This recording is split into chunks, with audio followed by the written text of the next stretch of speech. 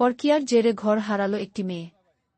স্বামী বিদেশে থাকার সুবাদে স্ত্রী পরকীয়া করে অন্য একটি ছেলের সাথে পালিয়ে গিয়ে বিয়ে করে, পরে পূর্বের স্বামী দেশে এলে ওই মহিলার পরকীয়ার স্বামী তাকে ছেড়ে পালিয়ে গেলে মেয়েটি পুনরায় পূর্বের স্বামীর কাছে ফিরে এলে ঘটে মর্মান্তিক হৃদয় বিদারক ঘটনা।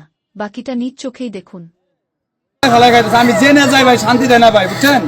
জেনে যাইতেছি এই মাইয়া, বুঝছেন? আমার মানুষের সব গুলো আমি ই করে দিতেছে, বুঝছেন? ভাই ঘটনাটাকে একটু বুঝাই বললেন তো ভাই। ভাই এই খারাপ খারাপ তুমি খারাপ তুমি দাঁড়াও কি পাও সরো খারাপ কি জিয়ান কো শোনো তোমার কাহিনীটা কই। আমি যখন প্রবাসে থাকি, হ্যাঁ নতুন বিয়ে করে প্রবাসে গেছি, প্রেগনেন্ট পরে দেখতে দেখতে দুটো বাচ্চা হয় আমাদের। হ্যাঁ তারপরে আমি তো যা ইনকাম করি, স্বর্ণ গয়না যদ্দূর পারি ভাই, বুঝছেন কথা, আমার ছেলেদের দুধ দিয়ে না ভাই, যা পারি সব ওরে আমি পাঠাই ভাই, বুঝছেন? আমার মার নিজে মার না পাঠাই ভাই, ওরে পাঠাই ভাই, বুঝছেন? তো ওই কি করছে, ছেলেদের পাল্লাই বেরা ছেলেদের নিয়ে কক্সবাজার যায় ভাই, করে আবার শপিং করে আমার টাকা কষ্টের টাকা প্রবাসে আমি কষ্ট করি ভাই, এই টাকাগুলা দিয়া ছেলেদের ভাই মার্কেট করে ছেলেদের ঘড়ি কিনে দেয়, এই গলা চেন কিনে দেয় ভাই, জানেন এগুলা মানে আপনার টাকা দিয়া উনি এসব করছে। তো ভাই আমরা সম্পর্ক কি লাগে? সম্পর্ক আমার ভাই কিছুই না ভাই, কারণ ডিভোর্স দেওয়ার পর সম্পর্ক কি থাকতে পারে ভাই, একটা বলে বলেন। মানে উনি কি আপনার ডিভোর্স প্রাপ্ত স্ত্রী? উনি নিজেই আমাকে ভাই ডিভোর্স দিছে, ভাই। আপনি ওনাকে কেন ডিভোর্স দিছিলেন? আচ্ছা আর ওনার পায়ে ধরে কেন কান্না করতেছেন? ভাই আমার কি একটা ওয়েট নাই ভাই, আমার বাসার সামনে, হ্যাঁ এরকম করতেছে, কখন দিয়ে এরকম করতেছেন? আমরা চিৎকার শুনে এখানে আইছি, দোকানদারটা দেখতেছেন, আপনারা তো মনে হয় বই আছিলেন।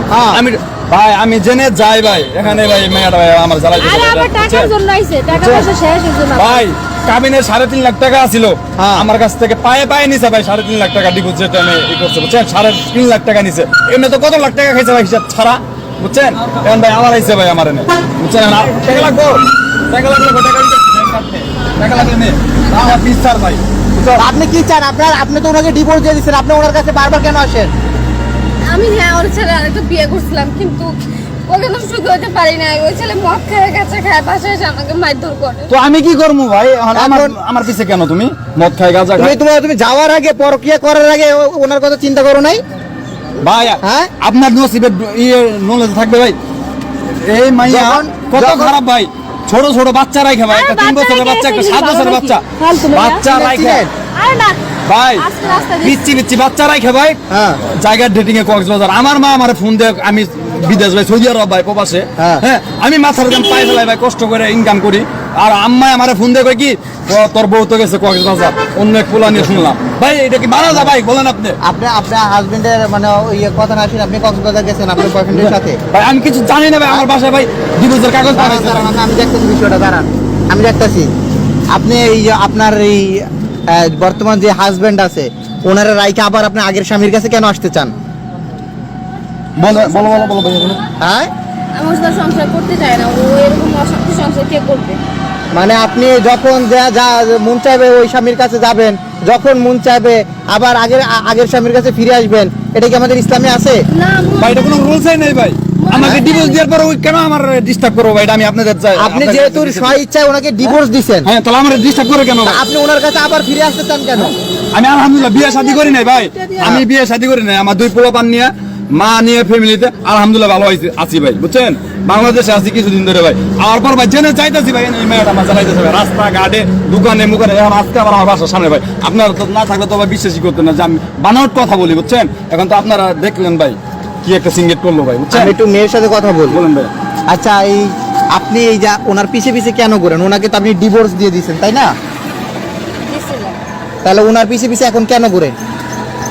আমি আবার ওর কাছে, আপনি ভাবছিলেন ওনাকে মানে ডিভোর্স দিয়ে আরেকজনকে বিয়ে করলে আপনি সুখী হবেন, তাই তো? আমি গেছিলাম, ও প্রবাসে থাকে, দেশে আসে না। প্রবাসে থাকে, দেশে আসে না, এই জন্য আপনি ওনাকে ডিভোর্স দিয়ে চলে গেছিলেন। এখন এই ছেলে তো দেশে আসছে, এখন আবার ওনার কাছে কেন আসছেন? এখন ওই ছেলে তো ভালো না, এখন আমি ওর সাথে ওই ছেলে ভালো না খারাপ এখন এই বুঝবে? ওই ছেলে ভালো না খারাপ ভাই আমি তো জানি না ভাই, আমার তো এটা দেখার বিষয়। আমার ডিভোর্স দিচ্ছে, আমাকে বিয়ে করছেন ভাই, আমি আমার 2 পোলাপান নিয়ে আলহামদুলিল্লাহ ভালো আছি, আমি বিয়ে করি নাই ভাই, বুঝছেন? ওর মতো ভাই বস্তির মাই আমি ভাই। আচ্ছা, মানে এইসব কতদিন ধরে চলতেছে, মানে আপনার পিছনে ভাই আমি প্রবাস থেকে আসার পর থেকেই হ্যাঁ। আমি রাস্তাঘাটে বের হইতে পারি না এই মাইয়া লাগে, বুঝছেন ভাই। আমি যেখানে যাচ্ছি এখানে আমার ভাই জ্বালাইতে, আজকে আমার নিজের বাসার সামনে, আপনারা তো দেখলেন ভাই, আমার বাসার সামনে ভাই যারা আমার পাটা ধরে ভাই, এগুলো আমার ওয়েট নাই ভাই, আমার মানিজ্জত নাই মানে সব সময় কি এরকম করে? সবসময় ভাই। আমি আসছি আজকে 7 মাস হ্যাঁ। প্রবাস থেকে, 7 মাস থেকে মনে হয় উনি ভালো করে 7 দিনও যাইতে দেন না, আমি জেনে যাবো ভাই আমাকে ফলো করে ভাই, বুঝছেন ভাই। এটা আপনারা বিচার ভাই করেন ভাই। তাহলে তো সমস্যা। ভাই না আমি অন্য আচ্ছা। মামলা দিব, আচ্ছা, আচ্ছা, আমি- আইনত ব্যবস্থা নিব ভাই, বুঝছেন। আমি দেখতেছি। কারণ আমার একটা পাঁচ আচ্ছা, আপনি বলতে তো গিয়ে আমার দুই ওয়েট সন্তানের জননী, তাই না? আপনি 2 সন্তানের জননী না? আপনার সন্তানের মুখের দিকে তাকায় হলো তো ওনার কাছে থাকার প্রয়োজন ছিল। হ্যাঁ ভাই বস্তির মেয়েরা কেমন উনি টাকা যেহেতু প্রবাসেও থাকে, আপনার তো 2টা সন্তান ছিল, তাই না? 2টা সন্তান রেখে আপনি কিভাবে আরেকটা পরকে প্রেম করে চলে গেলেন? টাকাওয়ালা পাইছি যে, আমার থেকে টাকাওয়ালা ছিল না মিয়া, যারা নিয়ে গেছিলাম না উল্টা পাল্টা বুঝছেন কে মিয়া, মিয়া এনতে ক্যামেরা ট্যামেরা সরান ভাই, ঠিক বুঝছেন আছে আমি গেছি। আর ভাই জানলো গেছে হেরে এক সময় টাকা পয়সা ছিল ভাই। না, আমি আমার যে টাইমে বেতন প্রবাসে হয়ে গেছে। ছিলাম লাখ লাখ টাকা মাসে দিতাম, ফ্ল্যাট ভাড়া দিতাম ভাই 25,000 টাকা, কারেন্ট বিল আসতো ভাই 5,000 টাকা, 30,000 টাকা আমার বাসা ভাড়া সব যাইতো, বুঝছেন। তাহলে খাওয়া দাওয়া আছে, আরো পোলাপানের খরচ মরচ এভরিথিং আছে, ও শপিং টপিং, আর মাস শেষে 1 লাখ টাকা পর্যন্ত যাইতো ভাই, 1 লাখ টাকা। হ্যাঁ কেন ভাই আমার মাঝখানে অবস্থা খারাপ ছিল দেখে আচ্ছা, আমাকে বুঝতে পারছি। ছেড়ে গেছে গা, এই আর কি। আচ্ছা, আপনি কি ওনার কাছে টাকা নিতে আসছেন? না আমি টাকার জন্য কেন আসবো? টাকা নিতে আসেন নাই, তাহলে কেন আসছেন? আমি সংসার করতে আসছি। না না হ্যাঁ? না না, না। ওরা সংসার করতে আসছেন? সেখানে যদি আমি- আপনি সংসার করতেন তাহলে আগেই করতেন, তাহলে এখন আসছেন কেন? তাহলে ওনাকে ডিভোর্স দেওয়ার দরকার ছিল কি? আমি ভুল করছি, এখন আমি ভুল সংশোধন করব। আমি সংশোধনের মধ্যে নাই ভাই। আপনার ওয়াইফই যদি ডিভোর্স না না দেয়- না, ভাঙা কলস কখনো যে জোড়া লাগে, মাটির পাত্র যদি একটা ভেঙে যায় এটা কি জোড়া দেওয়া যায়? যদিও বা জোড়া লাগে চিহ্ন কিন্তু থেকে যায়, যদিও বা একটা গ্লাস হাত থেকে পরে ভেঙে যায় সেটা কি জোড়া দিতে পারবেন আপনি? আপনারা যান, আমি বাসা যাবো, আমি খুব ক্লান্ত ভাই, বুঝছেন। ও কাজে গেছিলাম, কাজে ভাই, এই দারোয়ান